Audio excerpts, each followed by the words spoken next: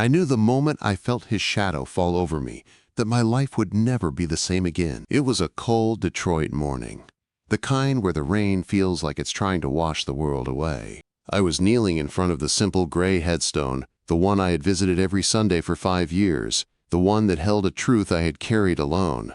I was arranging fresh daisies at its base when I sensed it, a presence, heavy, powerful, dangerous. When I looked up, a black limousine was parked near the cemetery gates, its engine running as if it had no intention of staying long.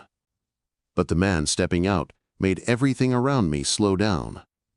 His expensive suit didn't have a single wrinkle, his shoes didn't touch the wet ground without purpose, and his eyes were colder than the rain sliding down my face. "That's my wife's grave too," he said. His voice felt like a blade pressed to my spine. I froze, my fingers still touching the flowers, my breath catching in my throat. For years I had expected something like this to happen, but expecting danger is different from standing face to face with it. I stood slowly. My worn coat hung heavy with rain. My boots were muddy. Everything about me looked out of place next to him. He was the kind of man who owned buildings. I was the woman who cleaned them. But even through the fear twisting my stomach, I held on to the only truth I could offer. "I owed her," I said quietly. He stepped closer. The rain hit his shoulders, rolling off his suit like nothing in this world could touch him. 2 men stood near the limo, their jackets shaped around hidden weapons. They didn't look at me. They watched the cemetery like they expected bullets instead of raindrops. 5 years, he said. 5 years of you coming here every Sunday with those same flowers. My men have been watching." My stomach dropped. I knew it. Every time I felt eyes on me, every time someone lingered a little too long in a car parked across the street, I wasn't imagining it. His gaze moved over my face, reading me like I was a checklist he needed to complete. "Explain," he said, "before my men escort you somewhere less pleasant." My heart slammed against my ribs. The cemetery felt smaller, the iron gates too far, the trees too silent. If I ran, they would catch me. If I lied, he would know. If I told the truth, I wasn't sure what would happen. "I was the nurse who held her hand when she died," I said. His expression didn't soften, but something shifted. A crack in the armor he wore so perfectly. "She died alone in a crash," he said. "No nurse, no hospital. She was gone on impact." "That's what you were told," I whispered. Lightning flashed across the sky, lighting both our faces. The truth inside me felt too big now, pressing against the walls of 5 silent years. He stared at me, searching for the lie. Before he could ask again, before fear could make me swallow my words, I told him something I had never said out loud. "She woke up once." Those words changed everything. The rain hit harder. The petals from my daisies began to fall apart, sticking to my hands. The grave, the mud. I didn't look away from him. I couldn't. His eyes held me there, dark with questions I didn't want to answer in front of armed men and a stormy sky. "Get in the car," he ordered. His tone didn't rise. It didn't need to. It carried enough weight to crush concrete. "I have a daughter at home," I said. Not an excuse. A fact. A plea he probably wouldn't care about. "And I have a daughter who cries at her mother's picture every night," he replied. His voice cracked, just slightly, enough to show he wasn't only a man who gave orders. He was a man with a wound so deep it still bled. "She deserves to know who you are," he said, "and why you've been coming here." I felt the world tilt under me. The flowers slipped from my hand. The rain and my tears blended on my face as something inside me shifted. I couldn't run from this anymore. I walked toward the limousine. Every step felt like stepping deeper into something I couldn't undo. Jack Preston, the name whispered all over Detroit, the man no one crossed, walked behind me. And for the first time since Caroline died, I felt the past pushing its way into the present, dragging truths with it I wasn't prepared to confront. When the door closed behind me, I knew my life was no longer mine. I didn't know then that this man, this grave, and this secret would tear open everything I thought I understood about my past and my future.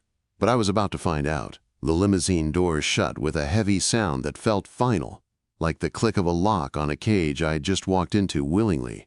The air inside smelled of leather and something sharp and clean, a scent that didn't belong anywhere near cemeteries or women like me.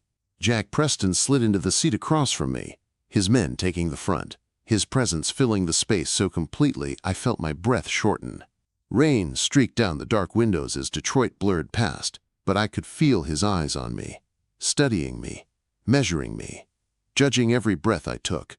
"Start talking," he said. His voice wasn't loud. It didn't need to be. Power lived in the quiet with him. I kept my hands folded tightly in my lap, my fingers cold from the rain. There was no easy way to explain 5 years of silence, 5 years of secrets I never wanted, but there was no going back. "I was working overtime at Detroit Memorial the night she died," I said. His jaw tightened, but he didn't interrupt. "They brought her through the service entrance. No lights, no paperwork, no name. I only learned who she was later."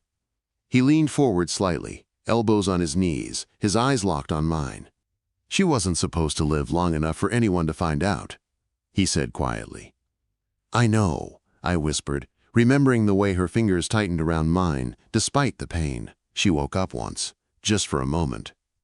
His breath caught, just a fraction, but I saw it. "What did she say?" he asked. I swallowed hard. The memory still hurt. "She said, 'Protect Lily.' Then she was gone." His eyes narrowed. He waited. "I thought she meant your daughter," I said, so I watched from a distance. "I made sure she was safe." Quote. Jack leaned back slowly, running a hand over his jaw. The movement was controlled, but his eyes burned with questions. "My daughter's name is Alice," he said. My heart dropped. Everything inside me went still. The limo felt too small, the air too thin. "Then who is Lily?" he asked. His voice was quieter now, but sharper, like the calm before a gunshot. I shook my head, my pulse racing. "I don't know," I said. "I really don't." The limousine pulled up to a massive glass tower rising into the sky, its windows glowing against the storm. The kind of building only powerful men claimed as their own. "Pearson Towers," he said. "My office and my home. We'll talk there." Inside the private elevator, I stood as far from him as the space allowed. Every passing floor number felt like another step into danger I didn't fully understand. At the penthouse, the doors opened to a world I had only seen in magazines. Floor-to-ceiling windows, city lights stretching forever, everything pristine, expensive, cold. Jack walked to the bar and poured himself a drink. He didn't offer me one. "Start from the beginning," he said. "No missing pieces." I took a slow breath and began. I told him about the secret hospital entrance, about the panic in the voices of the men who brought her, about the fear in Caroline's eyes when she woke, realizing she had only seconds left. "What did she mean by Lily?" he asked again. "I thought Lily was your daughter," I repeated. "I thought she was talking about her child." He turned sharply. "If she meant a child, why didn't she say, 'Protect my daughter'?" Quote. I froze. He was right. Before I could answer, he opened a drawer in his desk and pulled out a silver photo frame. He handed it to me. 2 women smiled back at me. Identical. Same eyes. Same smile. One of them was Caroline. The other. "That's Lily," he said. "Her twin sister." My breath left my body in a rush. Twin sister. The name made sense. The plea made sense. Everything fit together in a way that made my stomach twist with a truth I didn't want. "They told me Lily died years ago," he said. I shook my head slowly, memories rising like ghosts. "My daughter's name is Lily," I whispered. "She just turned 5. The glass fell from his hand, shattering on the floor. He stared at me, as if the world had tilted beneath him. 9 months after Caroline died, Lily was born. His eyes locked onto mine, dark and stunned and searching for a truth too big to understand. "Are you saying?" he whispered. I didn't have an answer, because I wasn't sure I wanted to know it myself. Jack stood completely still, staring at me like the ground beneath him had shifted. The broken glass glittered across the floor like tiny stars, but neither of us looked at it. His focus was locked on one thing. My words. My daughter. Lily. Tell me everything, he said. His voice was lower now, rougher, like it had scraped against something deep inside him. I sat down because my legs suddenly felt too weak to hold me. The city lights behind the glass made my reflection faint, almost ghost-like. Maybe that was fitting. I felt like a ghost stepping into a story that wasn't mine but had swallowed my life anyway. When Lily was born, I began. She was left at the hospital, just a newborn wrapped in a blanket with no name, no note, nothing. The police tried to find the mother, but no one came forward. I couldn't let her go into the system, so I took her home. I raised her like she was mine. Jack listened without blinking, absorbing every detail like he was building a map in his mind. "And the blanket?" he asked. It had embroidery on the corner, a small flower pattern, the same pattern Caroline had on her hospital gown that night. His jaw tightened. He turned away for a moment, staring out at Detroit, his city, the one he controlled. But right now, he wasn't a man who controlled anything. He was a man trying to understand how a child he never knew existed could have been living just 20 minutes from him. "I need to see her," he said. His voice shook. Just slightly. Just enough to tell me this wasn't about power anymore. This was personal. This was everything. "You can't just appear in her life," I said. "She's 5. She's shy with strangers. You can't walk in and claim to be her father." He turned back to me slowly. "I am her father." There was no threat in his voice, no command, nothing cold or sharp, just a truth he believed before he had proof. I didn't know what to feel. Fear. Shock. Something else I didn't want to name. He stepped closer. "She has your eyes," I said before I could stop myself. Those deep, searching eyes. His breath stopped. "And your daughter," he said quietly. "Alice. She deserves to know she has a sister." My heart twisted. This was moving too fast, too big, too dangerous.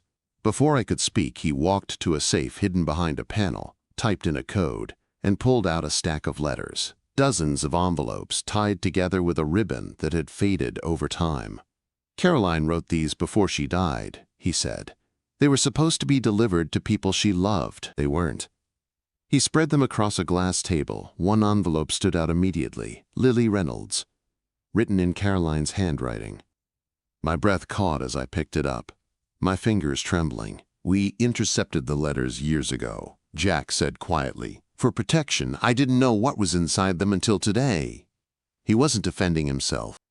He wasn't asking for forgiveness. He was explaining the truth as a man who lived in shadows and consequences. I opened the letter. Caroline's handwriting flowed across the page, soft. Familiar. Heartbreaking. She wrote about Lily. About fear. About running from someone dangerous. About trusting me. About wanting her daughter to have a life outside the darkness she had lived in. And then came the line that changed everything. "If anything happens to me, Jennifer will be the only safe place for Lily. Jack can never know. He will come for her. And his enemies will come for him." I sank into a chair, the letter shaking in my hands. "She was protecting you," I whispered. "She was protecting Lily from this world." Jack exhaled slowly, rubbing a hand across his mouth as he stared at the letter I held. "My world," he said, "is exactly what she feared. I didn't understand it then, but I do now, and I will not let anything happen to that child. Nothing." We sat in silence, the kind that fills a room like thick smoke. Then his phone buzzed. He glanced at it once, and every muscle in his body went rigid. "What is it?" I asked. "The Cleddy family," he said. "They've been watching you." My blood froze. "What do they want with me?" "They think you know something about Carolyn. They think you're connected to me, and that makes you a target." My stomach flipped. My hands went cold. Jack looked at me with an expression I had never seen on him before. Not anger, not power, fear. "We need to leave Detroit." "Tonight," he said. "You, me, Alice. And Lily. My heart slammed into my ribs. No, I whispered. Lily has school tomorrow, her routine, her life, her. She won't have any life if they find her. The truth of his words hit me so hard I couldn't breathe. I saw Lily's little face in my mind, her drawings on the fridge, her butterfly backpack, her soft curls when she woke up in the morning. I saw danger reaching for her. Pack a small bag, he said. Her favorite toy. A few clothes. We're flying to Montana, a safe property. No one can reach her there. I stared at him, my world cracking open. Why are you doing this? I whispered. He stepped closer, his voice low and steady. Because that little girl is the only piece of Caroline I have left. And because she might be mine. And I will not lose her too. A tear slid down my cheek. This man, this powerful, dangerous man, had just made a promise that sounded like a vow. And I didn't know if it terrified me or comforted me. Montana felt like another world. Wide open sky, quiet air, mountains that stood like giants guarding us from everything we'd escaped. But even with all that space, I still felt the tightness in my chest. I could still hear Jack's voice from that night in Detroit. We leave now, they're looking for her. Lily and Alice had adjusted faster than I expected. They chased fireflies across the ranch grass every evening, their laughter drifting through the open windows like something pure, something untouched by danger. Watching them together made my heart ache in ways I wasn't ready to admit. I sat on the porch swing one night, the sky full of stars so bright it didn't feel real. Jack stepped outside and joined me, his shoulder brushing mine. Even here, even in this peaceful place, he carried tension in his body like a second skin. Your world is quieter than mine, I said softly. My world is quieter because you're in it, he answered. I didn't know how to respond to that. I wasn't sure I wanted to understand the meaning behind his words. Before I could speak again, headlights appeared far down the driveway. Jack tensed immediately. My heartbeat jumped into my throat.